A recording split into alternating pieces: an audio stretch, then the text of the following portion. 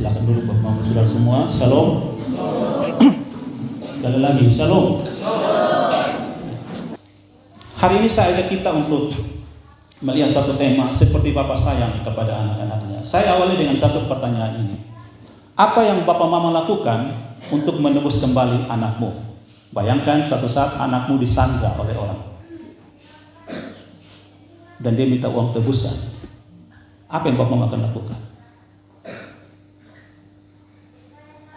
Atau hal yang paling kecil, paling sederhana.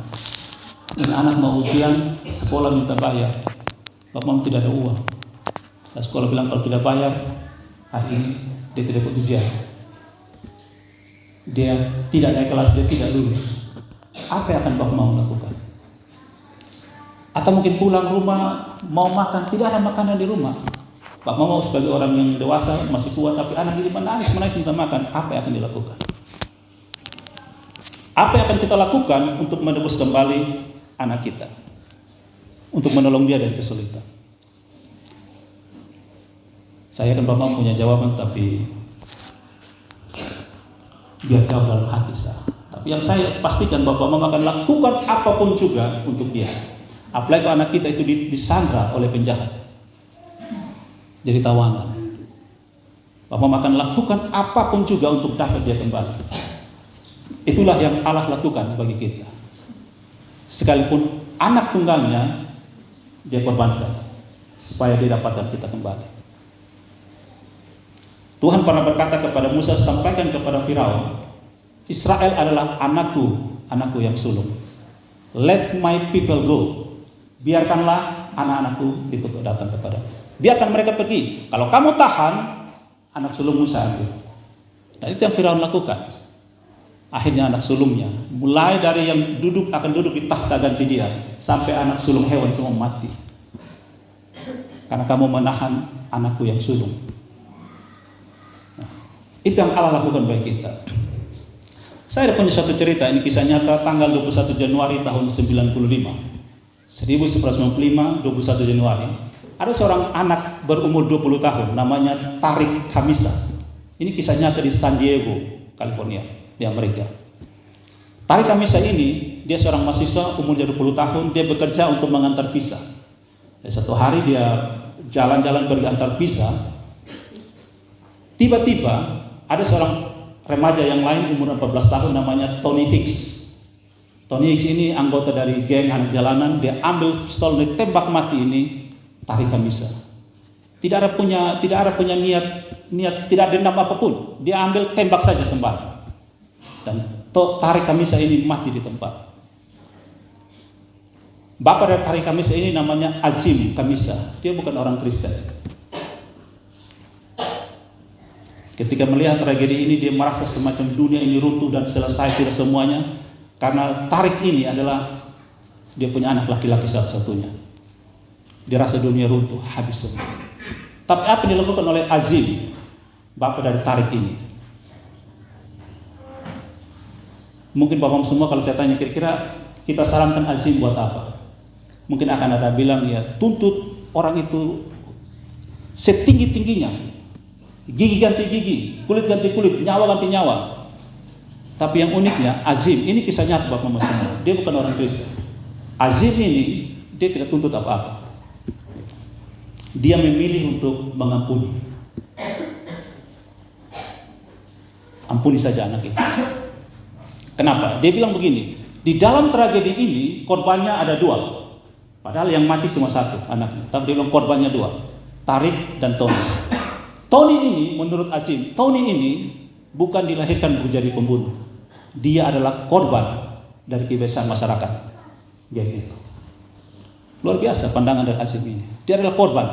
Dia sebenarnya bukan pelaku tunggal. Jadi ada dua yang jadi korban. Dalam cerita, anak saya yang mati korban ditembak, tapi Tony itu juga adalah korban. Jadi Azim ini memilih membebaskan kebencian, tapi pengadilan memutuskan Tony itu dihukum penjara 25 tahun. Dan Azim ini dia pergi kunjungi Tony ini di penjara. Dia ketemu dengan Ples Felix. Ples Felix ini mbak kakek dari Tony. Dan mereka dua bersepakat untuk membentuk. membentuk satu yayasan untuk menolong anak-anak tidak ada yang jadi korban lagi dari kejahatan. Mereka membentuk The Tariq Hamisa Foundation, sebuah yayasan Tariq Hamisa mengenang anaknya yang mati untuk menyelamatkan anak-anak. Mereka pergi ke sekolah-sekolah, mereka bangun perdamaian, mencegah kekerasan geng dan sebagainya. Itu yang mereka lakukan. Jadi itu yang dibayar oleh Azim bukan untuk menyelamatkan anaknya karena itu sudah mati, tapi menyelamatkan satu generasi. Dia korbankan emosinya, korbankan kebenciannya, korbankan amarahnya demi generasi. Karena anaknya mungkin tidak akan hidup lagi, sudah mati. Dia lakukan itu untuk tebus. 25 tahun kemudian ketika Tony Hicks dibebaskan, Azim menyambut Tony Hicks ini bukan sebagai musuh, tapi sebagai anak sendiri. Dan dia bilang kepada Tony, dia bilang begini, kau telah membayar harga yang sangat berat, tapi hidupmu belum selesai. Mari kita kerjasama untuk isi hidupmu dengan kebaikan. Itu yang dilakukan oleh Azim. Ya, luar biasa. Sekali lagi dia bukan orang Kristen, tapi dia memilih untuk mengampuni. Bagaimana dengan kita sekarang yang lagi punya amarah? Kalau saya tanya di sini sekarang siapa yang punya musuh? Ada kau yang punya musuh? Coba katong ingat, kira-kira saat katong duduk sini, katong ingat siapa yang layak katong benci. Kita yakin pasti ada banyak orang yang kita bilang saya layak benci ini, beb bapak, beb mama, beb kawan, beb guru, kepala sekolah. Saya layak benci mereka semua. Kita punya banyak alasan untuk benci orang. Tapi kalau kita tanya, adakah orang yang layak engkau ampuni? Sekalipun kau telah disakiti. Dan kita belajar, Yesus Kristus memilih untuk mengampuni. Sementara dia dipaku di kayu salib, dia punya doa yang pertama, ya Bapa, ampunilah mereka. Karena mereka tidak tahu apa yang mereka perbuat. Saja kita baca satu ayat Alkitab dari Mazmur 103 ayat yang ke-13. Mazmur 103 ayat 13. Kita akan membaca ayat ini bersama-sama. Bagi yang sudah dapat, boleh kita ajak kita bangkit berdiri. Kita membaca satu ayat firman Tuhan ini bersama-sama. Kita menghormati firman Tuhan yang kita akan baca bersama-sama. Dalam hitungan ketiga kita baca Mazmur 103 ayat 13. 1, 2, 3. Seperti Bapa sayang kepada anak-anaknya, demikian Tuhan sayang kepada orang-orang yang takut akan Dia. Amin. Demikian firman Tuhan. Silakan duduk Bapak Mas Saudara. Satu saat di daerah Afrika, ada seorang pendeta yang dia baru datang ke daerah Afrika untuk kegiatan misi. Dia seorang misionaris. Satu hari di satu lapangan, siang hari, lumayan panas, dia datang ke lapangan itu dan dia lihat ada satu anak muda, pemuda sedang duduk, termenung seperti tidak punya masa depan. Pemuda ini masuk kelompok Madesu, masa depan suram. Kayaknya dia tidak punya harapan masa depan. Lalu pendeta ini, misionaris ini datang kepada anak muda itu dan dia bercerita ingin berkenalan karena dia seorang misionaris, dia harus membawa diri dengan baik. Setelah dia bercakap-cakap dengan pemuda ini, lalu dia mulai semangat penginjilannya mulai datang dan dia mulai injil anak ini tentang Tuhan Allah. Lalu anak muda itu langsung bertanya, Tuhan itu seperti apa? Dan misionaris ini berpikir, ini sudah masuk ini, saya akan injili dia dan dia akan bertobat. Lalu misionaris ini dengan penuh semangat katakan, Tuhan itu seperti Bapamu. Anak muda ini langsung berdiri dengan muka marah, dia bilang, kalau Tuhan seperti Bapa saya, kamu ambil Tuhan itu. Langsung dia jalan. Dia pergi tinggalkan misionaris ini. Misionaris ini kaget, kok tiba-tiba dia seperti itu. Kalau misionaris ini berusaha cari tahu anak muda ini sebenarnya siapa dia, kok dia bisa merespon seperti itu. Setelah dia tanya-tanya, dia tahu bahwa anak muda ini benci dengan bapaknya. Dia kepahitan dengan bapaknya. Mama semua dan adik-adik saudara, ayat yang tadi kita baca memperkenalkan kita bahwa Allah itu seperti Bapa. Nah, kita akan sangat sulit mengenal Allah seperti Bapa kalau kita tidak punya komunikasi yang baik dengan Bapa kita. Dan kalau kita mau jujur, pola asuh orang tua kita ini membawa kita jauh dari mereka. Itu gaya orang tua kita mendidik. Tapi saya yakin tidak semua. Tapi kebanyakan seperti itu. Banyak anak kepahitan dengan orang tuanya. Apalagi kita lihat sekarang ya, di gereja-gereja. Coba kita hitung. Yang banyak di gereja mama atau bapak? Bapak pukul anak supaya pergi sekolah minggu, tapi bapak tidur di rumah. Nah, anak mau pergi gereja bagaimana? Bapak larang anak jangan merokok, tapi bapak merokok di depan anak. Anak itu kehilangan figur. Dia mau kalau kita ajak Tuhan seperti bapak, dia bilang nanti lu ambil tuh bapak, sudah bicara saja. Mama sekarang ini dunia sedang dilanda dengan LGBT yang lesbian, homoseks dan lain. Salah satu masalahnya itu adalah kehilangan hati Bapa. Ada orang katakan dunia kita ini namanya dunia silent Adam yang diam. Kita perhatikan baik-baik. Di rumah peran Bapa itu sangat kecil, apalagi kalau Bapa yang kerjanya cari nafkah di luar. Dia pergi pagi-pagi kita ketemu anak, pulang malam tidak ketemu anak, hanya mama saja.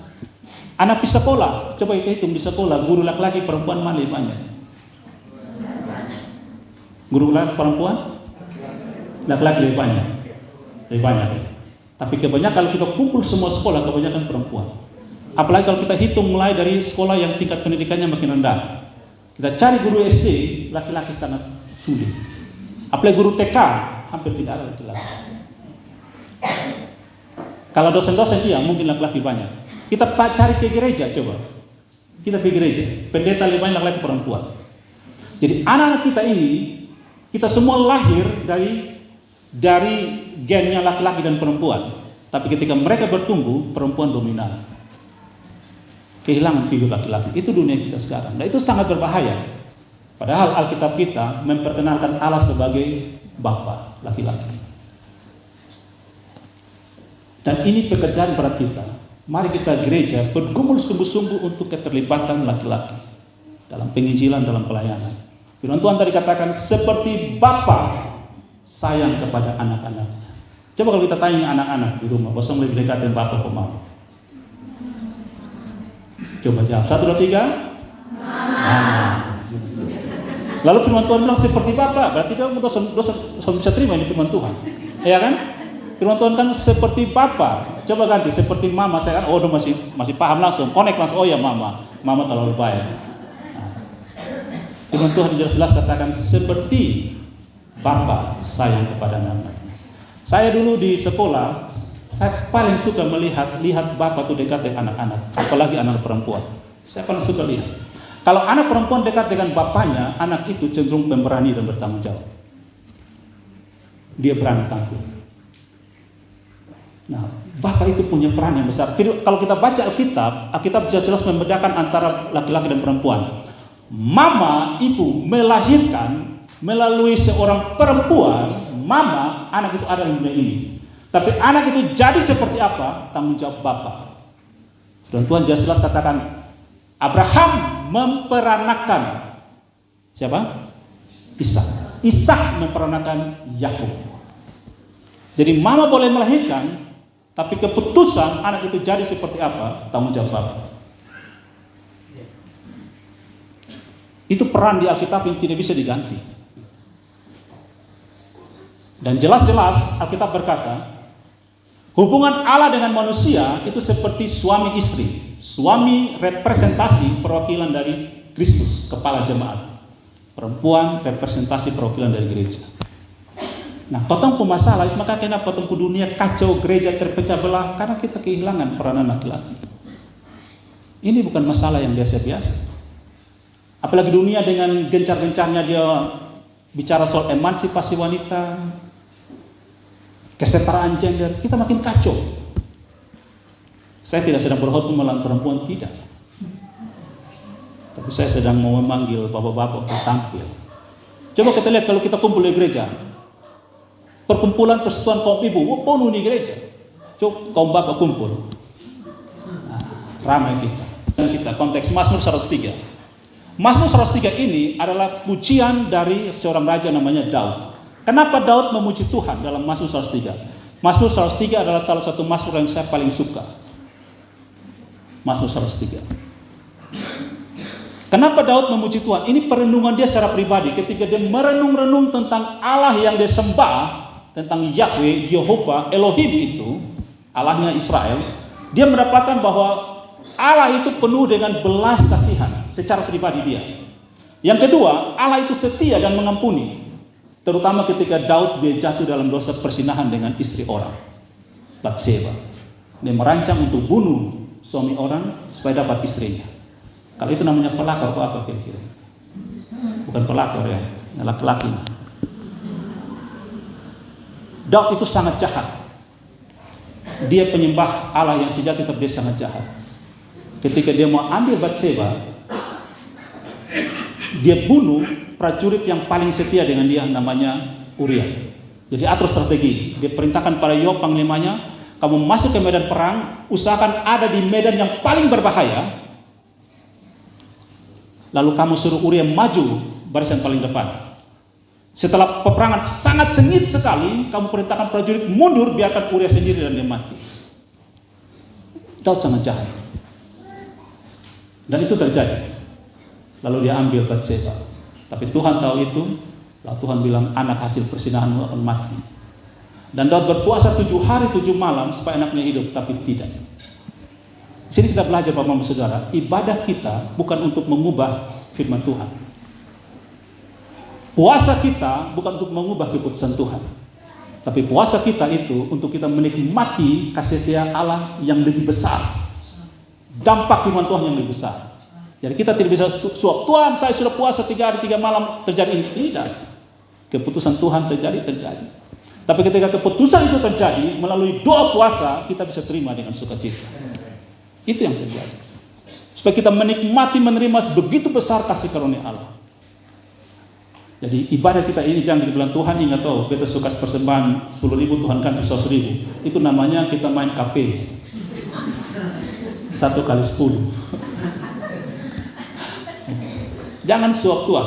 Kalau kita bertransaksi dengan Tuhan, kita sudah kalah di awal. Kita bilang gini, Tuhan beta bawa ini persembahan, beta bawa ini kesetiaan. Tuhan bilang, oke lu bawa semua. Sekarang beta bawa punya, beta bawa ini salib. Mati di Golgota. Lu mau taruh apa dengan itu? Kita kalah kalau kita bertransaksi dengan Tuhan.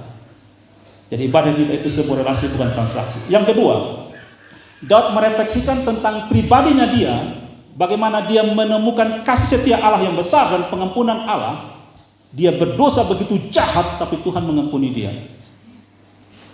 Yang kedua, Daud mengingat tentang kasih setia Allah kepada bangsa Israel ketika mereka keluar dari Mesir, melalui padang gurun masuk ke tanah perjanjian. Tadi kita ajak ketong baca ayat yang ke-13.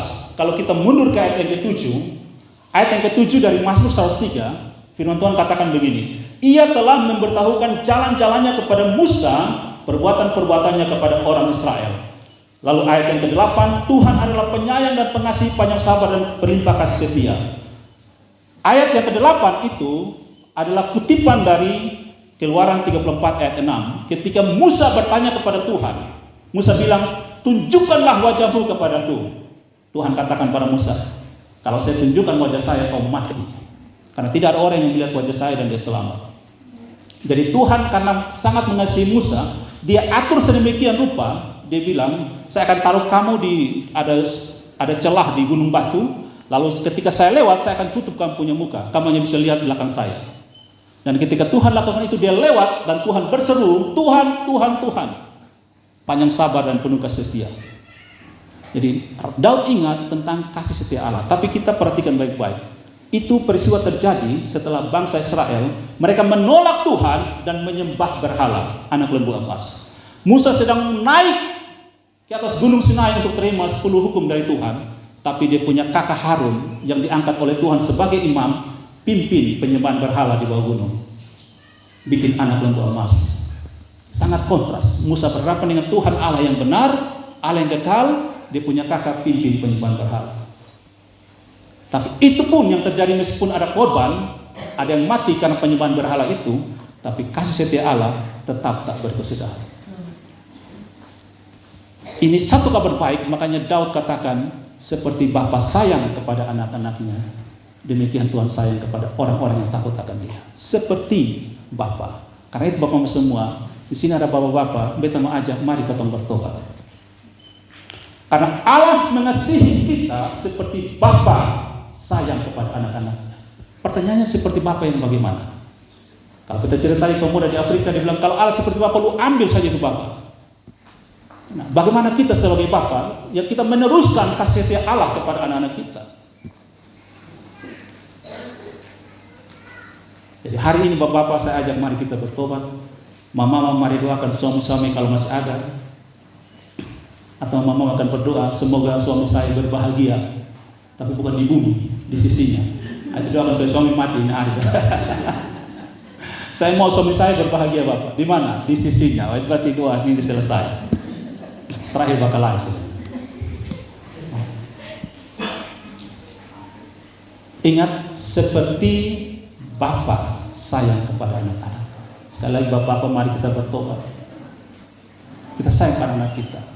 Pulang kita tanya, nyong, nona, anak, atau apapun kita panggil dia, tanya kepada dia, menurut lu kita sayang lu atau tidak? Tadi ini semua mengaku, mama lu dekati mama, Bapak semua jahat tadi semua. Karena kalau anak-anak kita tidak menikmati kasih dari Bapa yang ada di bumi ini, maka dia akan tolak jelas-jelas ini firman Tuhan. Kalau bapaknya dia jahat, berarti dia akan ganti firman Tuhan ini, seperti Bapa jahat kepada saya, seperti itulah Tuhan Allah jahat kepada saya. Ya, karena dia menerima kejahatan dari Bapa. Karena firman Tuhan katakan seperti Bapa sayang kepada anak-anaknya.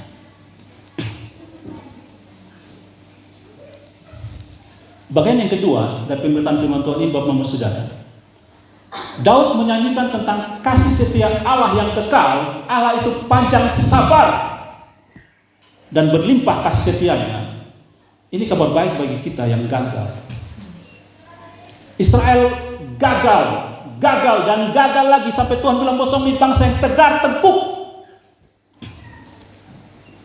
Kata tegar tengkuk itu, tegar tengkuk yang mana? Yang ini, leher nih kan.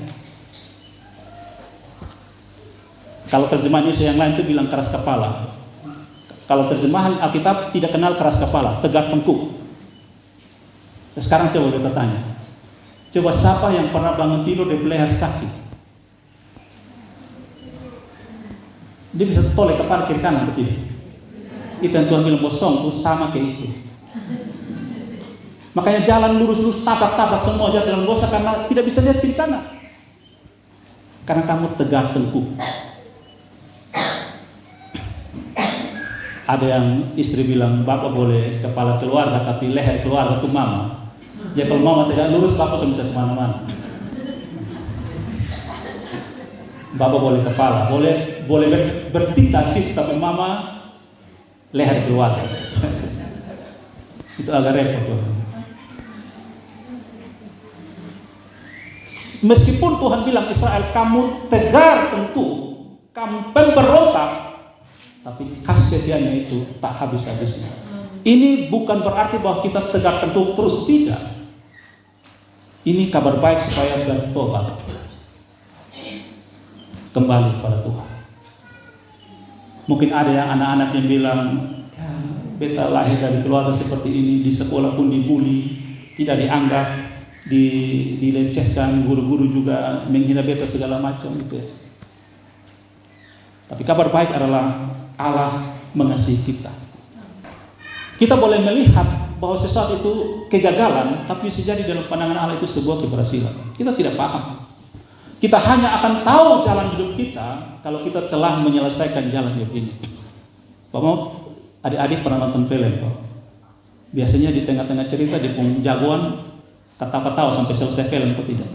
Tidak, di tengah-tengah dapat buku sampai rasa mau mati, film mau selesai.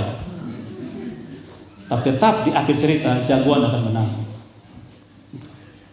Jalan hidup kita jatuh bangun, gagal. Orang boleh bilang kita gagal, tidak apa. Jalan terus. Yang paling penting dalam hidup ini, Bapak Mama Saudara, bukan berapa banyak kita sukses atau berapa banyak kita gagal. Yang paling penting adalah setiap kali sukses, apalagi gagal, kita belajar apa dari situ. Saya belajar apa dari kegagalan saya?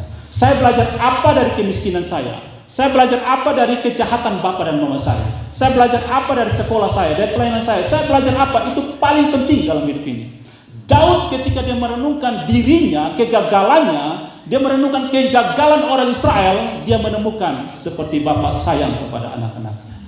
Demikian Tuhan sayang kepada orang-orang yang takut akan-Nya. Apapun keadaan kita sekarang, kita belajar apa dari keadaan ini? Di sekolah kita diajar peribahasa, guru, pengalaman adalah guru yang terbaik. Kalau bagi saya itu kurang lengkap. Bukan berapa banyak pengalaman, bukan soal itu. Karena kita tahu banyak orang yang sudah tua bilang makan asam garam sampai darah tinggi, asam urat pun tetap dia seperti anak kecil, anak-anak, tidak dewasa. Kita bisa ketemu anak-anak muda yang berefleksi tentang pengalaman hidupnya, merenungkan, memikir-mikirkan, belajar dari pengalaman hidupnya, dia lebih bijaksana. Ya sekali lagi, kita boleh melihat mungkin sekarang ini kita gagal. Mari kita belajar dari kegagalan kita. Kalau kita mau tanya bapak mama kita, orang tua sekarang yang ada ini yang hadir bersama dengan kita tanya, coba ingat masa lalu, bapak mama lebih banyak ketawa, kok lebih banyak menangis, kok lebih banyak menyesal, atau lebih banyak kecewa. Saya tidak bermaksud meyakini, tapi kita akan lebih banyak menyesal dan kecewa. Tapi itu hidup belum berakhir. Kita belajar apa dari penyesalan dan kegagalan kita. Nah, ini bagian akhir dari apa yang saya mau bagikan pada saat ini, Bapak Ibu Saudara. Ada satu hal yang kalau kita belajar dari kasih Bapa kepada anak-anak, kita ingat cerita ketika Yesus menceritakan anak yang hilang, anak bungsu. Anak itu di awal cerita kelihatannya kurang ajar dan sebenarnya ketika dia minta warisan, dia bilang, Bapak, bagi saya hari ini Bapak sudah mati. Karena kan orang tua bagi warisan kalau sudah mati kan kira-kira gitu. Biasanya kita seperti itu.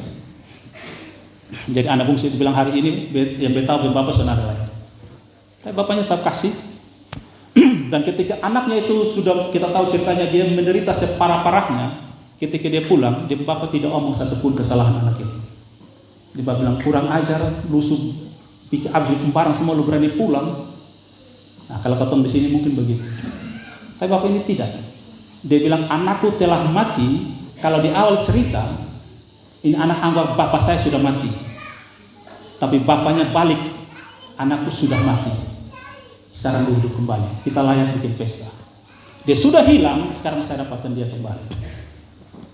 Dan kita ingat itu yang Yesus lakukan kepada Petrus. Petrus menyangkal Yesus 3 kali. Tapi di Danau Tiberias, Yohanes 21 ayat 15 dan seterusnya, Yesus bertanya 3 kali kepada Petrus. Pertanyaannya bukan begini. Dulu mati sekarang di hidup, lu berani datang sini? Tidak. Tapi Yesus bertanya, apakah engkau mengasihi aku? Yesus sama sekali tidak omong tentang penyangkalan Petrus. Tapi Yesus menyentuh sisi terdalam dari Petrus itu, yaitu dia membutuhkan kasih yang sejati. Dia butuh itu. Nah, Bapak Mama semua, kenapa relasi kita hancur? Kenapa keluarga kita hancur? Kenapa banyak suami istri yang hancur dan bercerai? Kenapa banyak gereja yang hancur dan pecah? Kenapa banyak persekutuan komunitas yang hancur? Karena orang memilih untuk tidak mengampuni, tapi dia memilih untuk membenci. Hanya satu hal yang membuat hidup menjadi hidup adalah pengampunan. Tanpa pengampunan, relasi mati. Dan bagi kita, beta percaya dalam nama Tuhan Yesus, tidak ada alasan apapun untuk kita tidak mengampuni orang. Kita tidak punya dasar untuk itu.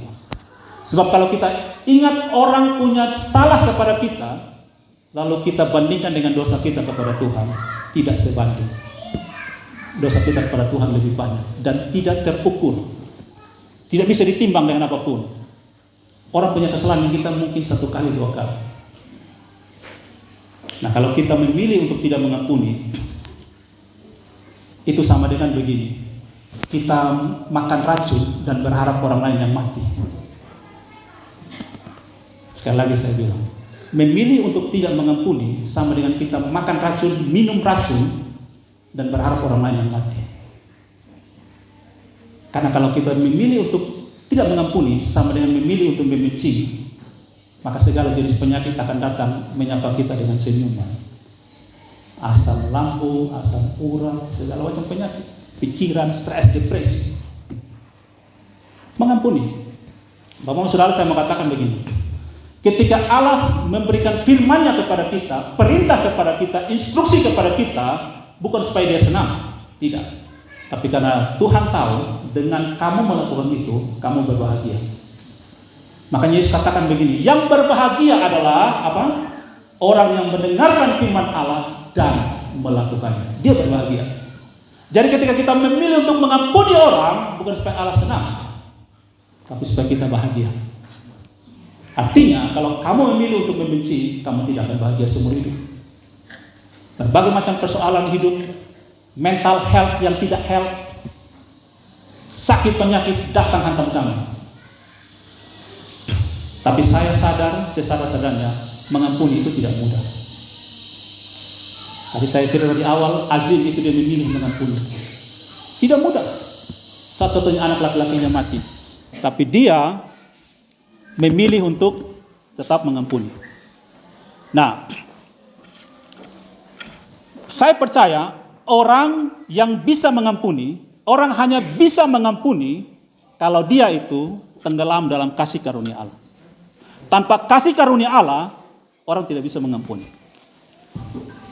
Kira-kira 10 tahun yang lalu, atau belasan tahun yang lalu, saya nonton satu video, kisah nyata, kesaksian sepasang suami istri di daerah Jawa.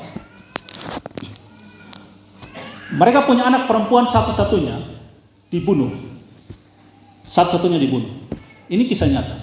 Mereka keluarga Kristen. Kalau tadi awal itu bukan Kristen, ini Kristen. Tapi bapaknya anak ini memilih untuk mengampuni pembunuhnya. Tapi istrinya, mama anak ini tidak bisa. Sama sekali tidak bisa. Dia bilang, mana mungkin saya mengampuni orang yang membunuh anak saya satu-satunya. Tidak mungkin saya mengampuni dia. Tapi dia besar bilang, ampuni saja, ampuni. Dia bilang, tidak bisa. Lalu mereka pergi ke rumah sakit, mengunjungi jenazah mereka punya anak, ketemu dengan pembunuh di sini. Istrinya ini membara kebencian yang luar biasa. Dia sangat marah, tapi dia tidak bisa bikin apa-apa. Kemarahannya makin naik dan tidak bisa terbendung. Tiba-tiba dia, ini kesaksian dari cerita suami istri, mereka bikin video dan kasih testimoni, kesaksian. Istrinya bilang, ketika kemarahannya tidak bisa dibendung, tiba-tiba dia merasakan ada aliran sungai yang sejuk sekali masuk ke hatinya. Lalu dia menangis. Setelah dia menangis, dia katakan, saya mengampuni. Sekali lagi saya katakan Bapak-Bapak semua, kita tidak bisa mengampuni orang kalau kita tidak dipenuhi dengan kasih karunia Allah. Karena kasih Allah adalah kasih yang mengampuni. Kalau tanpa kasih Allah kita bilang kita mengampuni, itu munafik. Kita hanya ingin tampil baik di depan orang. Kita hanya ingin seorang itu jangan tahu kita benci dia, padahal dalam hati kita sangat benci dia. Orang hanya bisa mengampuni kalau dia sudah diampuni. Kalau dia sudah diampuni, dia sudah tenggelam dalam kasih karunia Allah. Dan Bapak-Bapak semua, saudara semua, adik-adik semua, pekerjaan besar kita sebenarnya adalah belajar mengampuni. Kalau kita baca di Matius, setelah Yesus ajar doa Bapa kami, dia kasih closing statement, pernyataan tertutup. Kalau kamu tidak mengampuni, dosamu tidak diampuni. Sekali lagi saya katakan tidak mudah mengampuni. Karena itu teguk lutut di hadapan Tuhan, menangis di hadapan Tuhan, sadar bahwa dosamu terlalu banyak tapi Tuhan mengampuni. Minta Tuhan tenggelamkan kamu dengan kasih karunia-Nya, maka kamu bisa bangkit dan mengampuni. Walaupun saya mengatakan begini, mengampuni tidak sama dengan melupakan. Otak kita tidak dirancang oleh Tuhan untuk melupakan sesuatu kecuali kita cuci otak. Kalau orang melupakan, dia tidak bisa mengampuni. Karena dia mengampuni apa? Kita mengampuni artinya kita ingat tapi memilih mengampuni. Saya ingat betapa sakitnya saya dipermalukan, tapi saya memilih mengampuni. Kita ingat peristiwa itu. Ingat persis-persis apa yang terjadi orang lakukan pada kita. Ingat bagaimana kita punya papa lecehkan kita, sakiti kita, khianati kita, marah kita punya mama, kita pun kawan. Ingat semua itu. Tapi kita memilih untuk saya mengampuni kamu dengan setulus-tulusnya. Maka pasti kita akan menikmati kasih karunia Allah. Pak Mama ingat peristiwa penyaliban ketika Yesus diadili depan hadapan Pilatus. Pilatus menawarkan kepada orang Yahudi, sesuai dengan kamu punya tradisi, di hari Paskah ini saya akan bebaskan seorang tawanan. Dia perharapkan Yesus Kristus dan Yesus Barabas. Yang uniknya sama-sama nama Yesus. Yesus Kristus, Yesus Barabas. Barabas itu bahasa Yahudi dari kata bar aba. Bar itu anak laki-laki, aba itu bapa. Yesus anak Allah, Yesus Kristus, dan Yesus anak bapa. Yesus anak Allah memberikan dirinya jadi korban, Yesus anak bapa ini penjahat. Dan Yesus anak bapa ini, Yesus Barabas ini, beta yakin tidak ada catatan Alkitab katakan bahwa dia tahu bahwa dia akan dibebaskan. Dia cuma tahu dia sedang ditawanan dan siap digantung mati, tapi tiba-tiba dikeluarkan dari tawanan, berdiri berdampingan dengan orang yang nanti akan jadi penebus dia. Yesus mengatakan, Barabas, hari ini kamu bebas karena saya berdiri di tempat kamu. Kamu bebas. Bapak-bapak semua, sebelum kita ada dalam dunia ini, Yesus sudah memilih mati untuk kita. Kita ini anak Allah. Kita ini seperti Yesus Barabas. Tapi Bapa kita telah mengutus anaknya mati ganti kita. Sehingga sekali lagi, kita tidak punya dasar untuk membenci orang. Kita tidak punya alasan untuk membenci orang. Kita tidak punya alasan untuk menghakimi orang. Yang kedua, bagian yang terakhir Bapak-Bapak semua. Satu kali, seorang muda yang kaya datang kepada Tuhan Yesus dan dia bertanya kepada Tuhan Yesus, "Guru yang baik?" Dia bilang kepada Yesus, "Guru yang baik. Apa?" Dia bertanya, "Apa yang harus saya lakukan supaya saya punya hidup kekal?" Dia bertanya, seperti kemudian pertanyaannya, "Guru yang baik, apa yang harus saya lakukan supaya saya punya hidup kekal?"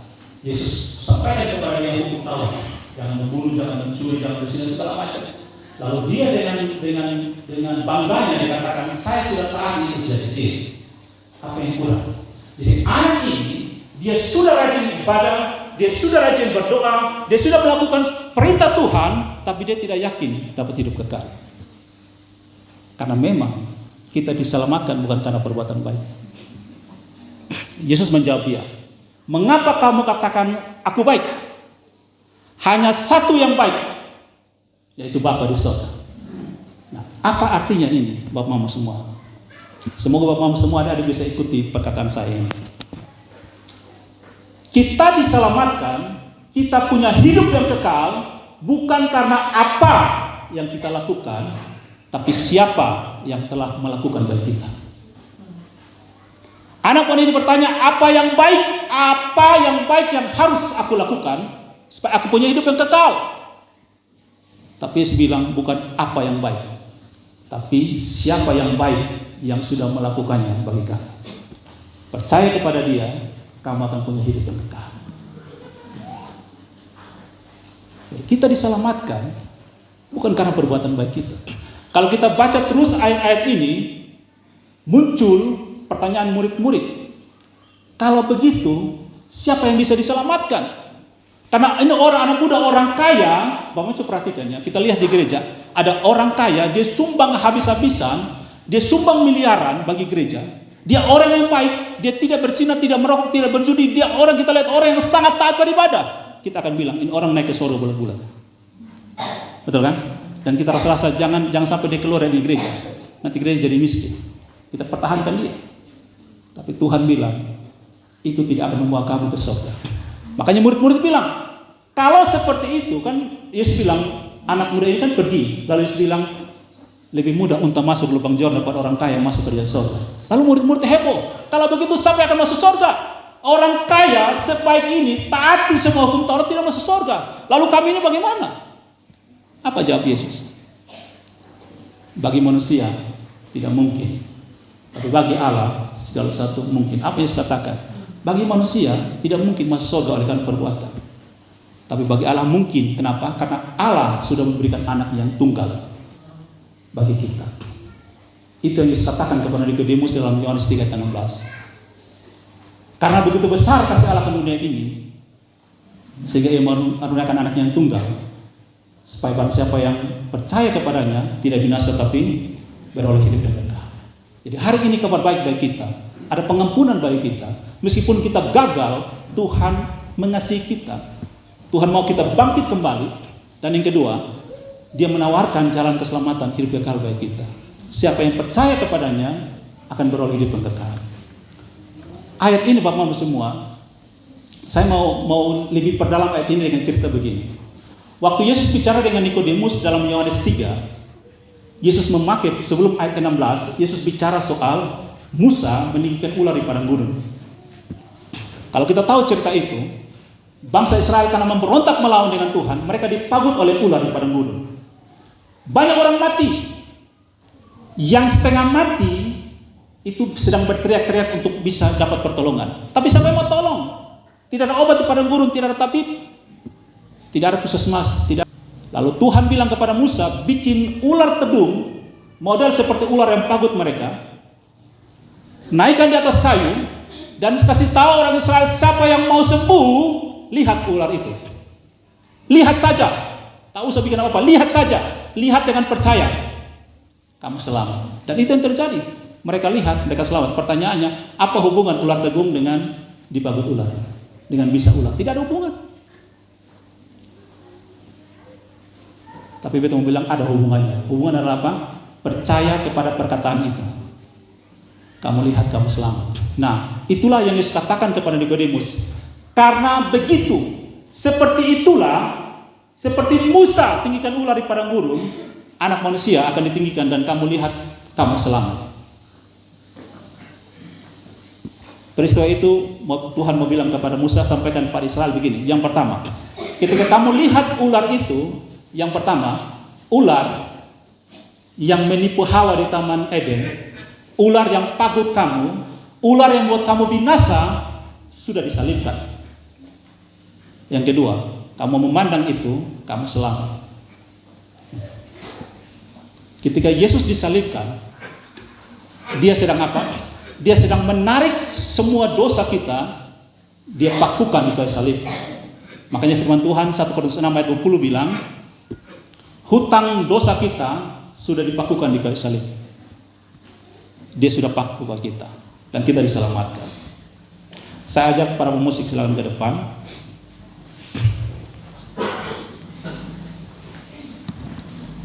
Dari sini Bapak Mamos, saudara semua,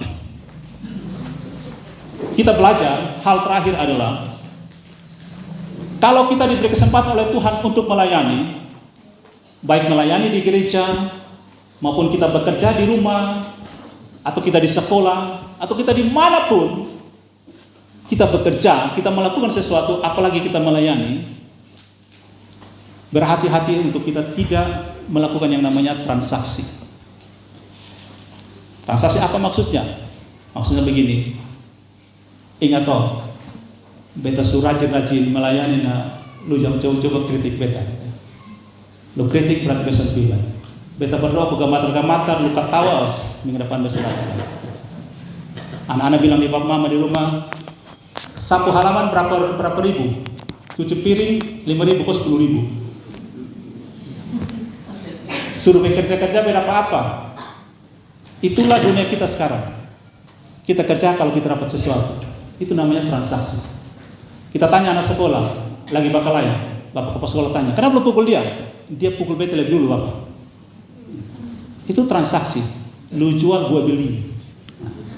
Senggol, bacok. Selesai. Kita bertransaksi. Allah mengasihi kita bukan transaksi. Dia mengasihi kita dengan setulus-tulusnya. Kita gagal, dia ajak, ayo bangkit kembali, mari berjalan bersama-sama. Kita belajar itu. Dan sekali lagi Bapak Mama, Bapak, ingat firman Tuhan katakan, seperti Bapa sayang kepada anaknya, demikian Tuhan sayang kepada orang yang takut akan Dia. Mama kalau lihat Bapak di rumah, seperti kayaknya Bapak di rumah dan tidak di rumah itu sama saja, mari kita berdoa, kita ajak Bapak. Anak-anak yang sudah dengar firman Tuhan ini, kalau kamu punya Bapak di rumah, ajak Bapak, ayo Bapak ke gereja. Bapak perhatikan saya. Atau kalau Bapak ada tapi jarang di rumah, nah panggil Bapak pulang. Bapak mau pulang ke rumah, kok ke rumah Bapak. Bapak pilih sana. Kalau Bapak pulang ke rumah, mari kita ketawa sama-sama. Dan kalau Bapak pulang ke rumah Bapak, ini hari juga kami berdoa supaya Bapak berbahagia di sisinya. Mari kita doakan supaya Bapak kita semua bangkit bagi Tuhan, dan karena berkat itu turun dari kepala mengalir ke janggut ke leher jubah. Berkat itu datang dari bapak-bapak yang tekun berdoa untuk keluarganya, yang menjadi tiang doa bagi keluarga, yang didukung oleh mama. Satu kali saya diajak untuk melayani di satu tempat. Waktu saya pergi, saya tidak tahu kan tempat baru, tempat di Sukumana Belo sana. Tapi karena saya lagi cari-cari rumah di mana, tiba-tiba saya dengar ada orang pujian. Lalu saya tahu, oh, lewat pujian itu saya jalan dan akhirnya ketemu rumahnya. Yang saya mau bilang begini, berkat Tuhan itu, kalau bilang kita orang Kristen ini bukan cari berkat, justru kita dikejar oleh berkat. Makin kita kejar berkat itu, berkat makin jauh dari kita. Karena kita tidak tahu datangnya dari mana. Kalau berkat dari belakang sini, kita bilang kita cari berkat, kita lari ke sana. Nah, kita lari berkat kejar kita, tidak akan ketemu. Kalau kita duduk diam di sini, kita ketemu berkat. Tanda bagi berkat Tuhan, Mazmur 133 berkata begini. Apa tanda dari berkat Tuhan? Kemana berkat Tuhan akan diperintahkan oleh Tuhan adalah ketika orang bersaudara diam dengan rukun. Ayat 3 dari Mazmur 133 berkata, sebab kesanalah Tuhan memberitakan berkatnya. Di mana ada persekutuan, berkat Tuhan sampai di situ.